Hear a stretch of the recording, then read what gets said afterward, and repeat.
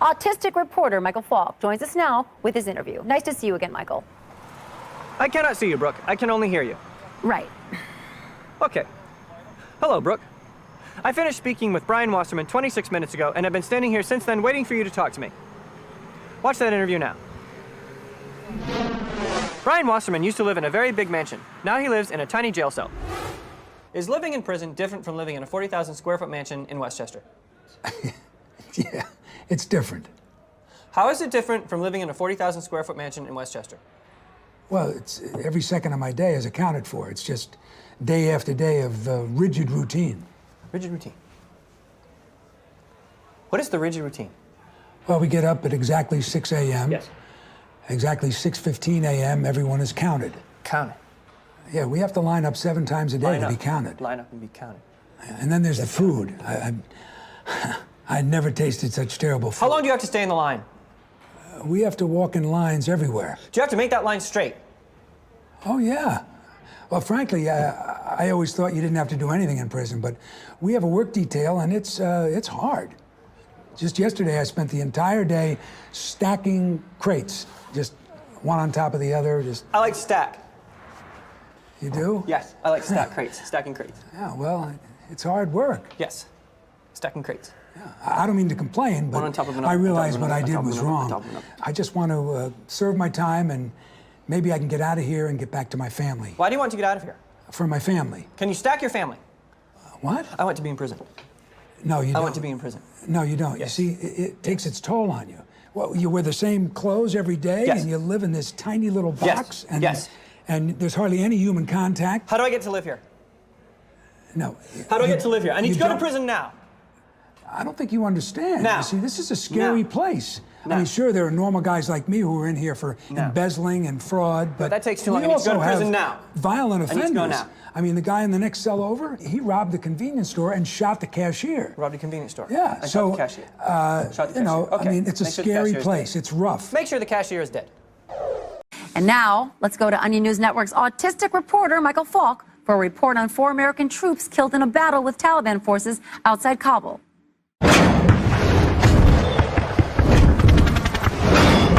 Okay, Brooke. Yesterday, 2 groups of men shot at each other near to Bagram Base, where I am. Today, the soldiers are happy about some of the men dying and sad about other men dying. Sergeant First Class Aaron Tomlin is only sad about 4 of the dead people. It's a long, tough day here. We lost 4 good men. No, 27 men died. 4 American soldiers and 23 Taliban soldiers. Well, I wasn't talking about the Taliban. But they are dead. Yeah. Well, You are not sad about them. you have to understand. You know, we're like brothers here. We're like brothers here. Am I like brothers here? No, I mean the men I fight. My brother's name is Robert Falk. He lives in Lansing, Michigan. He is very good at Jenga. Okay. This makes no sense. You said that 4 soldiers die and it makes you sad. But you said when Taliban soldiers die, it does not make you sad. I asked Base Commander David Hawkins to make it make sense. The last thing we resort to is hurting anyone. But you have to understand, it's our job to keep the American people safe from our enemies. And sometimes that includes... So if you kill your enemies at your job, it is not sad. Well... What if I killed my enemy Ryan at my job? It would not be sad? No, you shouldn't do that. But he is rude to me. He steals my yogurts. He makes fun of the way I talk. Look, only soldiers can kill without getting in trouble. Okay. Are you going to kill Ryan? No. It does not make sense. Were the Taliban happy when the Taliban died? I went to meet Taliban spokesman Haji Muhammad. They put a bag on my head to take me to the safe house, which made me stop thinking. پامریکایانو اسکربندی خوشحالیه چمبریسی. خود به خوشحالیم. داغ امریکایان به مش گردم لکو. آچی طالبان بریسی پخوبادیه. ولی خوابادیم. آقا خوشحالیه ده. آقا گرده شیدان یا سیده جنت روانجه. پامریکایانو اسکر خوشحالیه چمبریسی، اپ طالبانو خوشحالیه چمبریسی. دا کارونه گرده د خدا تعالی په لاس کې دي وروره. تکه د عمر خوشحالیه. This means that if we all join the Taliban, then no one will be sad when anyone dies. Here's how you join the Taliban. I do not like it here. I am Michael Falk. We'll let you know in a couple of days whether Michael made it back all right. Reporter Michael Falk has the story. I have the story. At 4:05 p.m., a 100,000-pound Comet Liner 2 stainless steel car ran into a man at the Braxton station. Luckily, there was no structural damage caused to the car's chassis, so it was only a matter of cleaning the train to remove the human debris and return it to a pristine state. Oh, just a terrible accident, Michael. No, Brooke. This was a very lucky day for the train. If it had been hit by something bigger like a car or a boulder or a large animal, it could have been dented. Okay, do we know anything about the man that the train hit, Miguel Laviera? He's dead now, Brooke. The train, because of its Westinghouse Echem XCA 448F propulsion system, requires a minimum stopping distance of 625 feet. Before the train came to a complete stop, it ran over 3 trash bags, a piece of gum, a Snickers wrapper, a man, and a glove. It's just terrible. Now, I understand that the platform was packed with commuters at the time of the accident. Yes. That cameraman told me to talk to the people who saw the train get hit. Here's what they said. Are you angry because your train ride is over? No, I didn't even get on a train. Well, don't worry. Once the blood and flesh is hosed off the car, you'll be able to ride the train again. Who are you? I'm Michael Falk of the Onion News Network. Nice to meet you. Now, Michael, it doesn't seem that the conductor is at fault, but will there be any kind of investigation into actually what happened and how he handled it? I talked to the conductor. You drive the train. Yeah, this is the sort of thing that every train operator... I want to drive the train. What? Can we go on the train now and drive it? No, I don't think we're going to be driving that train tonight. Why, is there something wrong with the train? I thought that you said that the train was all right. What's wrong with the train? The train is fine, but a person is dead. The train is fine. Yes, and a person is dead. The train is fine. Thank you, Michael. Yes. It's now time for business news. All right. Okay. Thankfully. Well, earlier this week, we brought you the tragic story of 23-year-old Washington, D.C. native Danielle Henry, who was hit by a stray bullet and killed. Today, hundreds of friends and family gathered for her funeral, and the Onion News Network's autistic reporter, Michael Falk, was there. Michael, what was the scene like today? What was the scene like today? Thank you, Brooke Alvarez. I am standing here outside Holy Covenant Church in Washington, D.C., where people have gathered to say things about Danielle Henry before putting her dead body in the ground. Many onlookers have tried to quiet Danielle's mother by placing both of their arms around her and slapping her on the back.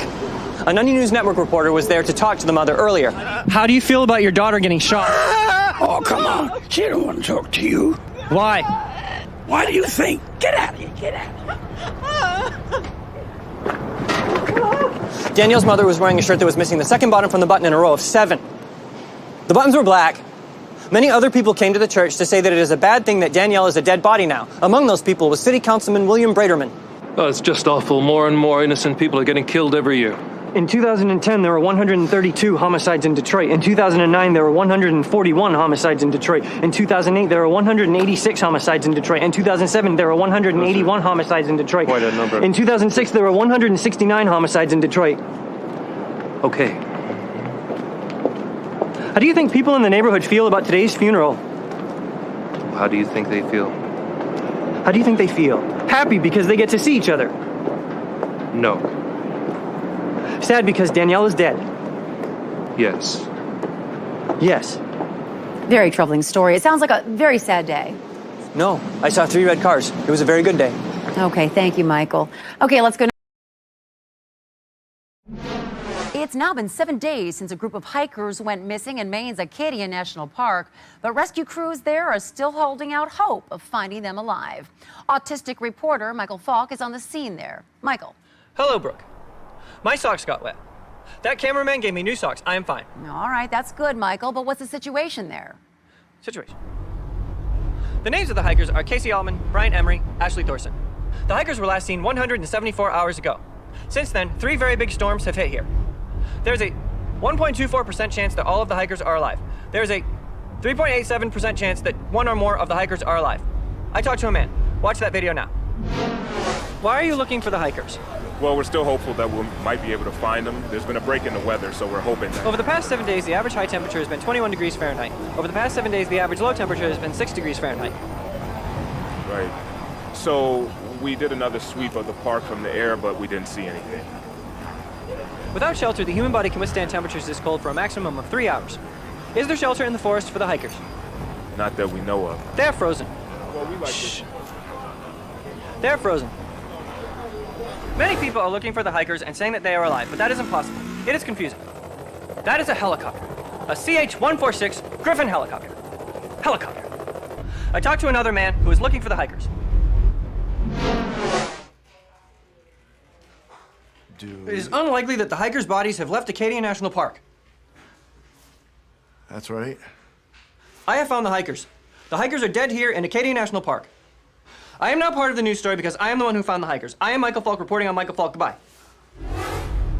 Even though I found them, the rescuers say they will keep looking for the hikers because some people think that knowing where dead bodies are is better than not knowing where they are, even though we know where they are.